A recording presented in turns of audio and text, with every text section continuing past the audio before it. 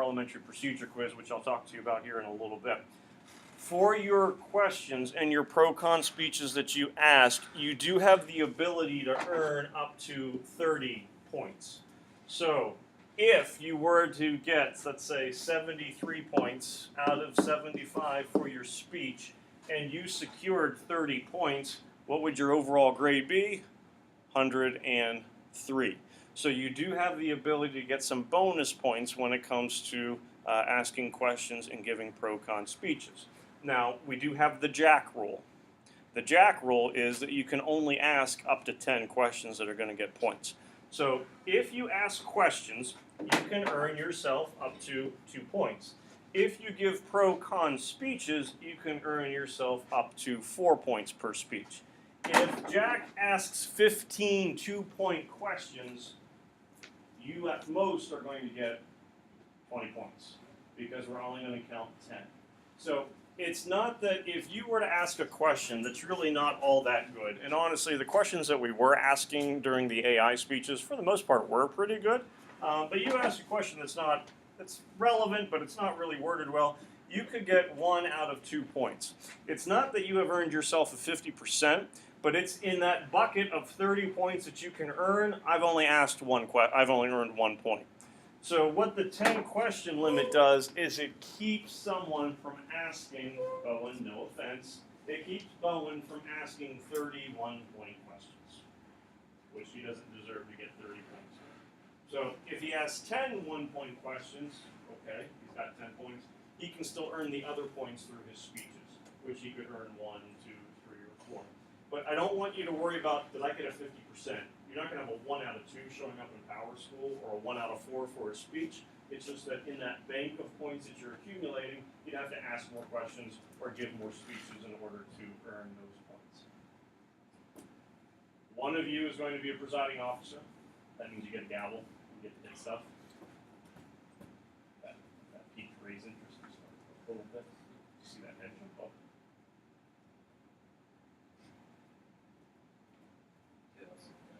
You want to get out too? So, everyone wants to be presiding officer.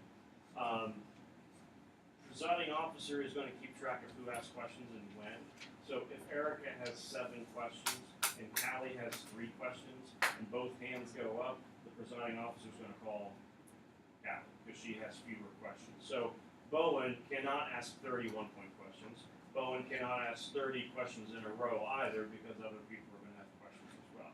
When we do our bills, we'll have an opportunity for 3 con speeches and 3 pro speeches. So it's not that we're going to sit here and let everyone give speeches over and over and over again, but you'll have your ability to earn points. But I don't want you worried about a 1 out of 2, a 2 out of 4 when it comes to speeches. It just means it's going to take you a little bit longer to kind of get to those points that you would have to earn. But again, we'll have plenty of opportunities with the 17 bills that we'll be having. On Friday, you got a quiz for this. When we do Student Congress, it's going to go through parliamentary procedure. So your quiz will not be this chart. It's not going to be the chart where you need to fill in each blank or box or anything like that. But it lets you know what the different types of motions are that we're going to be taking a look at. An amendment, laying the bill on the table, recess, so on and so forth. It lets you know what the definition is. Does the bill or does the motion need to be second? If so, what kind of second does it require? So if it says yes, it needs a second, that means one person would need to second it. If you're doing an amendment, that would mean you would need a third of the people to second it, not a third of a person where you have like body parts seconding something. And then what kind of vote is needed, whether it's a simple majority or a 2/3 majority for previous question, and then are these motions debatable? The quiz is not really all that difficult. I think the best thing for you to do certainly is, all right, what are my motions? What's the definition of the motions? Then take a look to see which ones are the outliers. So the amendment is a little bit different because it requires a different kind of second than the other motions. Previous question is a little bit different because it requires a different type of vote than the other ones. And then the amendment and the amendment and the main motion are a little bit different because those are actually debatable or we can talk about them. So if you are aware of which ones end up being a little bit different, main motion I guess would also be different since it does not require a second.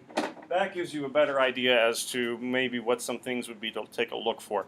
But essentially what's going to happen is we are going to have a main motion where a bill gets presented. So it'll be read, speech is given, we'll discuss it. While the bill is going on, we could have two different types of motions. We can have an amendment where a person wants to formally change the bill, or we could have previous question if we are ready to vote on it. So we've talked about it enough. It's time to vote on Savannah's bill. I move to previous question. 2/3 of us go, yep, we're ready to vote, and we vote. If we don't have enough time, we can lay the bill on the table, we suspend debate for the day on the bill, and then we can come back to it tomorrow. Before we leave, we have to go to recess, jungle gym, slides, swings, good times, where we can then end. If we had to lay a bill on the table at the end of the day on Tuesday, the first thing we would then do on Wednesday is remove the bill from the table so that we could then go back to debating it. And once we're done with that debate, previous question, we vote, and then we do the whole thing all over again. So the first couple of days would kind of be a little awkward, maybe, just people trying to feel everything out. But the nice thing is that you get a routine of kind of understanding what it is that we're doing. So chart, you're not filling it in, as your quiz, but it'll be, your quiz for Friday will be based on the information that's present on the chart. So that would kind of be your main study guide that you would want to look at. The quiz is going to be 15 points, so it's not like you're doing a 47-point midterm or anything like that. On the next page, this is your research planner. This is also going to be due by the end of the period on Friday. So by the end of second period on Friday, you're going to submit this to me.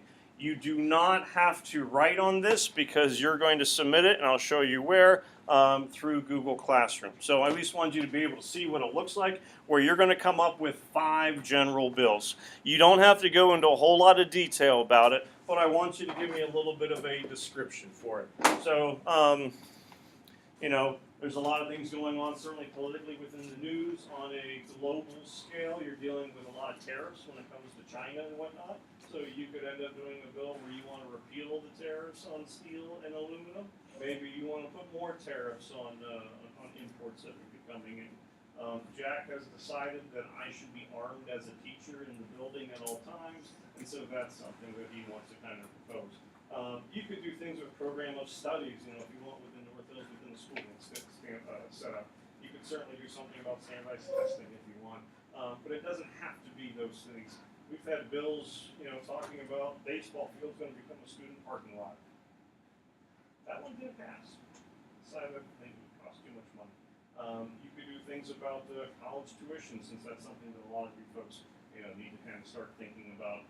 Should there be caps and limits, or should public schooling be free for public universities and things of that nature? So any kind of things that you want to take a look at, for the most part, you're probably going to be able to do. You don't have to go into a ton of detail about it, but you would give me a basic description. You do have to give me a source for each one then of your 5 potential bills. Only one of these you're going to go into great detail about. The source isn't necessarily going to be a source going, you should write a bill about this. But you come across an article that is talking about, obesity, let's say. So you decide that there should be a calorie limit, or there should be a fast food tax placed on items purchased at McDonald's or whatnot, to try to curb that from being an issue. So the source that you come across doesn't necessarily have to be this is a law that should be passed or this is a law that should be repealed, but it would be something that would let us know why you think this is an issue to take a look at. What are you going to do with any of those 5 sources? Or not any, but all of those 5 sources, they're going to go into Noodlebit, into your 50 project. So Bowen has added 5 sources. He's only going to really go into detail on one of them, but those other 4 sources that he used would certainly still be able to. So by the end of the period on Friday, you've given me a basic description and you've given me a source. Your description would be 2 points, not whatever that Z is, and your source would be 1 point. So if Justin were to give me 5 descriptions and no sources, he knows that he would be getting a 10 out of 15. If he were to give me 4 descriptions and 4 sources, didn't get to the 5th one, chances are he'd probably have a 12 out of 15, but he knows in his heart of hearts 15 out of 15 because he'll have 5 descriptions and 5 different sources. And again, you don't have to write this down for me in your packet, but you're going to be able to submit it through Google Classroom. Much easier to copy and paste the URL than to rewrite the whole entire thing. Right now, don't cross it out, but you're not worried about that 5-argument organizer. We can't talk about that until next week. There's a general outline to let you know for your speech requirements. We'll talk about that as we get closer to that time, but that's something that you'll certainly be able to kind of just take a look at. On the back, the very last part, this is letting you know what your bill is going to look like. Everyone's bill is going to have 4 sections to it. So this is what's going to be submitted by Sunday night at 8 p.m. You're going to state your new policy. You're going to define any ambiguous terms within that policy. You're going to let me know when this is going to take effect, and you're going to also write the statement, and you're just going to quote it. All laws that are in conflict will be declared null and void, and then you are going to write your first and last name. You don't have to put these headings or delineate that you're doing section 1, section 2, section 3. When you write it, it's going to look like a paragraph. It probably won't be this long, although some of you might do a really lengthy one, but don't be concerned if yours ends up being shorter than this. Now keep in mind, you are only doing this for one bill. So when you're doing that research planner, you don't have to go through all this detail. You would just let me know that you're looking to retest elderly drivers if this were something that you were doing. Since this is my sample bill, you can't do elderly drivers being retested. Oh well. But away it would go. All individuals ages 65 years or older must be retested in order to maintain a valid driver's license within the Commonwealth of Pennsylvania. This is my bill. So this is part number 1, letting me know what the bill is. The next thing I do is then I go into defining ambiguous terms. This includes the driving license of all motorized vehicles, including but not limited to cars, trucks, commercial vehicles, motorcycles, and recreational vehicles. The test to maintain the driver's license will include an objective written exam as well as a road test exam. So that was me defining ambiguous terms. What's the test going to be? What do you mean by test? What kind of vehicles are we looking at? Then I have my implementation date. This law will go into effect immediately for all Commonwealth citizens who turn 65 years of age on June 30th, 2018 or later. Residents will have 30 days after the date of turning 65 years of age to complete the required revalidation process. All residents already of the 65 years or older with a current valid driver's license have until the end of the year to revalidate their current ones. So that's my implementation date. Make sure that you give yourself enough time when you do your implementation date.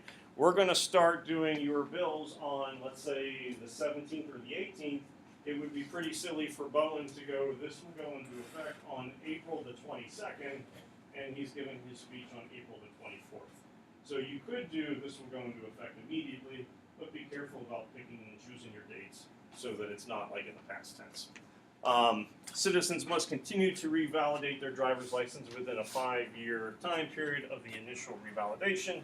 And then I have my final, all laws that are in conflict will be declared null and void. Boom, me. Again, you are only doing this one time. Don't write out 5 formal bills. You're only going to write out 1 formal bill for that bill that you hope to go into detail about. Okay? On Google Classroom, the research planner is the first assignment that's there. Yours will look a little bit different. It's going to have your name next to it, so it would say research planner, and then have Rebecca Fisher. So she would be able to click on it, and then she can type directly in the document. Again, hers is going to look a little bit different. If you haven't used Google Classroom before, once you're done typing, there's going to be a submit button up here. Once you hit submit, then you're able to, it gets turned into me. Don't hit submit too early, because once you hit submit, you can't go back and edit it anymore.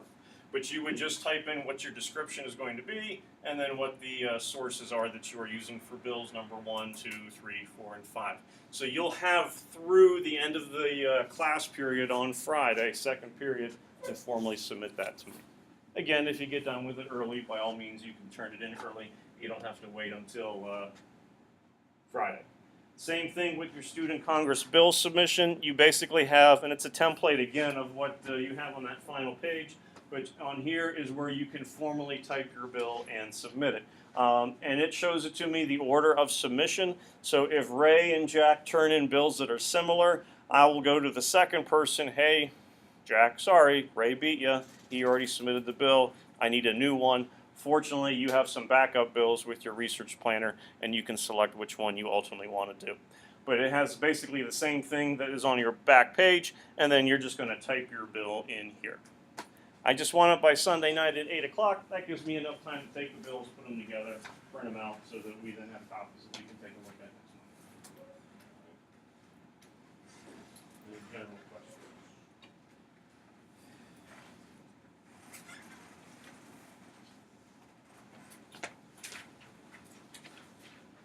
So far as how this works from a format standpoint.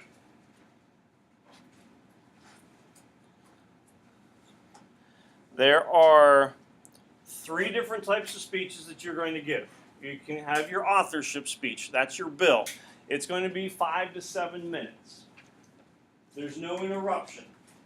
But it's same similar setup as what we did before. If you do a 1-minute opening, if you do 3 minutes to cover your main topics, and then you do 1 to 2 minutes to close and offer any counter arguments, you're in that 5 to 7 ballpark, just like we did for your AI speeches. So, Helena already gave a 6-minute speech roughly. It was just broken up into 3 segments. And all of you basically gave 5 6-minute speeches with your AI speeches. They were just broken up into those different sections. Now they're just going to be together. But you are going to be advocating the passage of your bill. Don't read your bill as your introduction. Should Ray's dreams come true and he gets to have the gavel, he is going to read the bill and then call Evelyn up to present her speech. If she then rereads the bill again, we're all kind of bored. Plus, we all have paper copies of the bills in front of us, so we're very well in tune with what it is that you're going to be presenting. So you don't have to worry about that. But you're going to have, some time of AGD or attention-grabbing device hook, preview your main points, give us 2 to 3 main points. You're going to include your evidence, wrap everything up, include a counter argument. Some may argue that and kind of go through, that whole kind of spiel, but very similar format to what you did before. And your speech is going to be 75 points. And again, you have the rubric within the packet. You do have to have eloquence within there, cited sources. We'll talk about that stuff as we get closer, because you want to know what it is that you're going to be giving your speech about before we worry too much about it.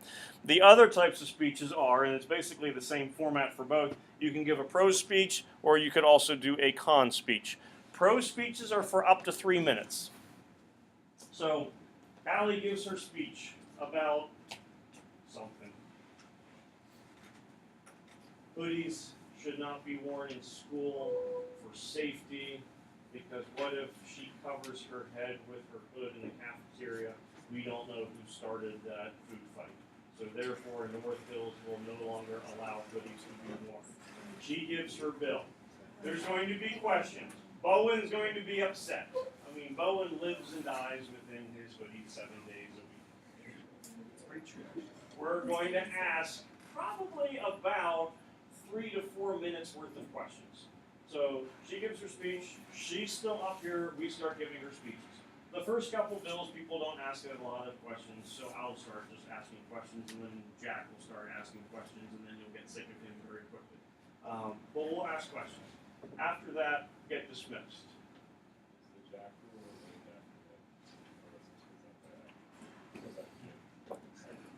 All of the above. Okay. After we do the questions, we'll actually do your con speeches first, because it's nice to kind of get a little bit of some contentiousness going, where a person can come up and speak for up to 3 minutes. It's not a time speech where if Dante is giving a con speech, he has to speak for 3 minutes. It's just that he is allotted 3 minutes. He might do a 30-second speech. He could do a 3-minute speech. It's just going to kind of be up to him. Most probably fall around a minute or so, I would say, on average. If you speak for the full 3 minutes, you're done. You sit down. If Savannah comes up and speaks for 2 minutes, we have a minute to still ask her questions. So she's against your hoodie law.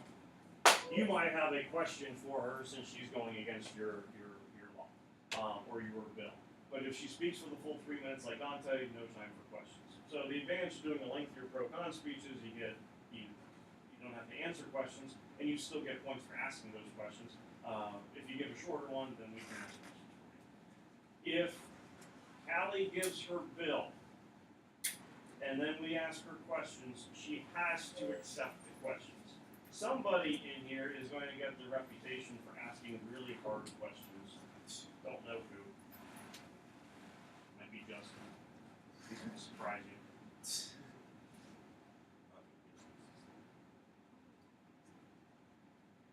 He's going to stump you with questions. Or you get upset because he always cons everybody's bill. Because there's always going to be that person who only gives con speeches. If he asks a question to Callie, she has to answer it. If you're presenting the bill, you have to answer questions. If it's a pro-con speech, you can decide to deny questions. So, Savannah gives a con speech, your hand goes up, will the speaker yield to a question, and she goes, no. And then you're sad and sit down. The danger is, and then Dylan, we'll get to you in a second, if Savannah denies Callie a question, chances are what could happen later on if Callie gives a pro-con speech and Savannah has a question, you're going to remember and probably deny that. So that's kind of a little bit of a gamemanship that you want to be a little bit aware of. But if you are presenting the bill, you have to answer the questions. If you're asking a pro or con speech, if you're giving a pro-con speech, you have the ability to deny questions. If you did deny the question, do you not get any points? Then you don't get any points for it. Correct. Because we never technically know what that question was. Same thing could be, and we probably have a situation like this where, we've asked questions for 3 or 4 minutes, there's still 5 hands up in the air, I might go, we have to move on, you just didn't get the opportunity to ask that question. Usually, I don't really see it being an issue with us in this group, and the nice thing, it's a smaller class, so there are fewer numbers of bills, but there's less competition than a class of like 25 to try to get a pro-con speech.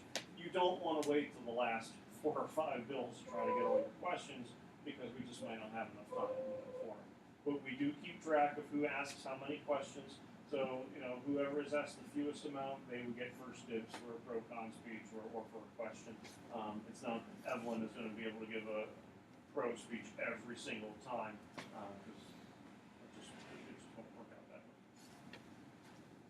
But we do up to 3 con speeches, up to 3 pro speeches. So we're not going to have 7 people trash your bill, nor are we going to have 8 people come to your defense and give a pro speech for it. We'll go 3 and 3, because that kind of just keeps things moving. Generally speaking, I would say over the course of 2 days, we'll probably get 3 bills through. But again, some will take longer, some will go a little bit shorter. So the main procedures will be the presiding officer, and we'll do an election next week. We'll figure it out. We'll do an election as to presiding officer. The presiding officer reads the bill. They'll give their speech. We'll have mandatory questions. We'll probably go longer than 3 minutes. This says pro first. It's going to be con first, actually. So this will be flipped, but 3 con speeches, 3 pro speeches. In total, up to 3 minutes. And then when we're done, we'll probably have our motion. We'll move to previous question. We vote, and then we actually vote on the bill. And I'll keep track of which bills pass and which ones don't. But again, from a point standpoint, that has no bearing on the success of your grade, whether your bill, passes or not. We've had some Congresses where it alternates. We've had some Congresses where they pass everything. We've had some where they don't pass anything. So we're writing the authorship of the speech, and then we have to write pro and con one as well. Good question. Just like you are definitely, preparing your authorship speech. Same setup as we did last time, your speech planner and all that kind of stuff. Because you'll have everyone's bill, you can write and plan pro-con speeches. And the part in your packet that I kind of put an X where it said 5 arguments organizer, that allows you to plan the bills. It's pointless to worry about it now because you have no idea what everyone's bill is going to be. What I would say happens more frequently with the pro-con speech, it tends to be on a whim. Maddie says something, really ticks you off, con speech. Or she says something, wow, I never thought of that. Yes, this is a good idea, pro speech. If the idea with the 5 argument organizer is at least it gives you an opportunity to plan stuff out.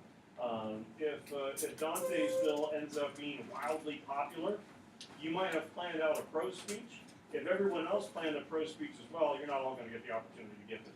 So the planning that you do in your packet that you'll submit to Google Classroom, that's not me promising you'll get to give that speech, nor is it you guaranteeing that you want to give it, but it gives you an opportunity to at least plan for it. Any sources you do find for your pro-con speeches, those can go into Noodlebib. So from a Noodlebib standpoint, let's say you have 5 sources to go in for your research planner, your 5 possible bills.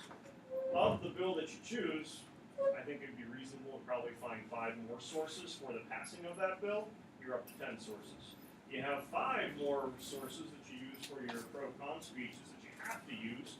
You could decide, I want to find sources for everyone's bills and add all of those in. So you could very easily turn, a 20 source assignment into something that could be like 30 sources without much difficulty.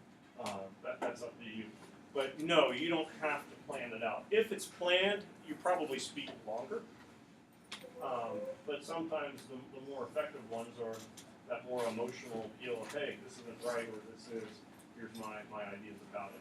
For your pro-con speech, you don't have to use eloquence, you don't have to cite sources or anything like that. You certainly can, and that can be helpful to you, but it's not that there's a separate rubric that you have to go through, check all those boxes in order to do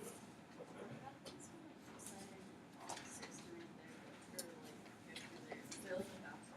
There is. So let's say we do an election. Ray wins. Jack would be in last place. Helena comes in second. Okay. Ray would still give his speech. The vice presiding officer would just kind of replace him when he's giving his speech, or whomever that presiding officer would be. The only thing about being a presiding officer is while you do give your speech and will sub someone in, if you are the presiding officer, you are neutral. So you cannot ask questions or give pro-con speeches. So if you're a person who you just don't see yourself being able to keep quiet about something, you don't want to be presiding officer.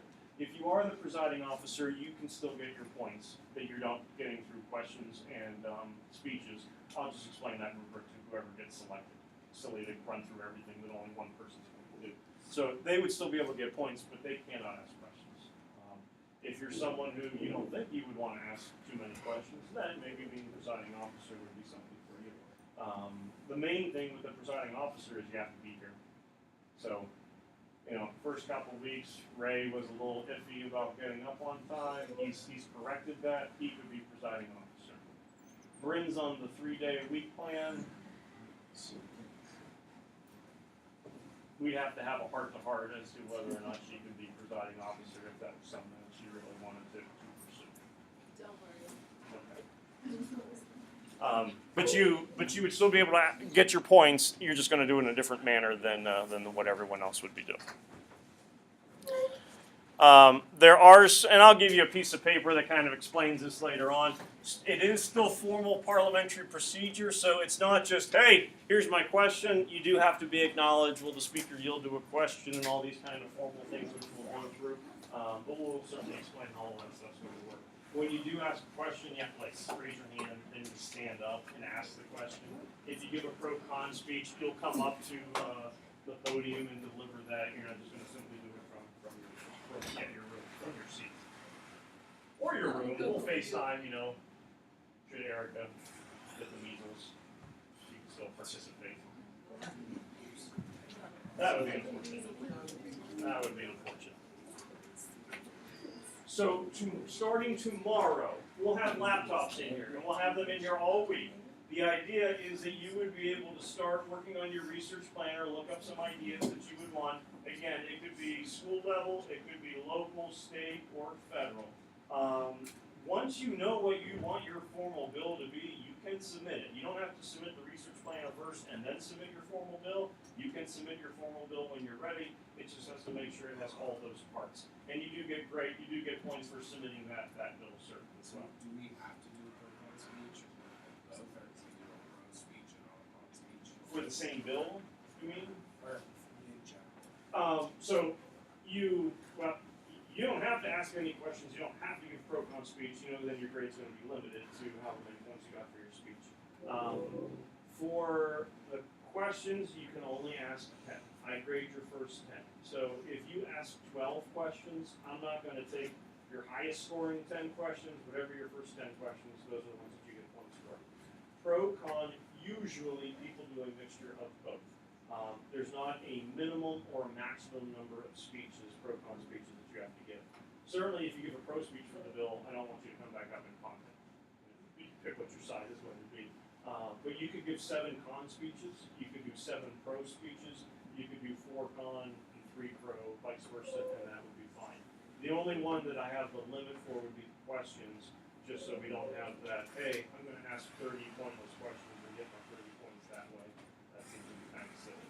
But if you were to get all of your points, your 30 points from your speeches and your questions, and you got like a 60 out of 75 on the speech, which would be 80%, that would raise your common grade to 90, you know, out of 100. So, ultimately, it should be a good assignment when you're all of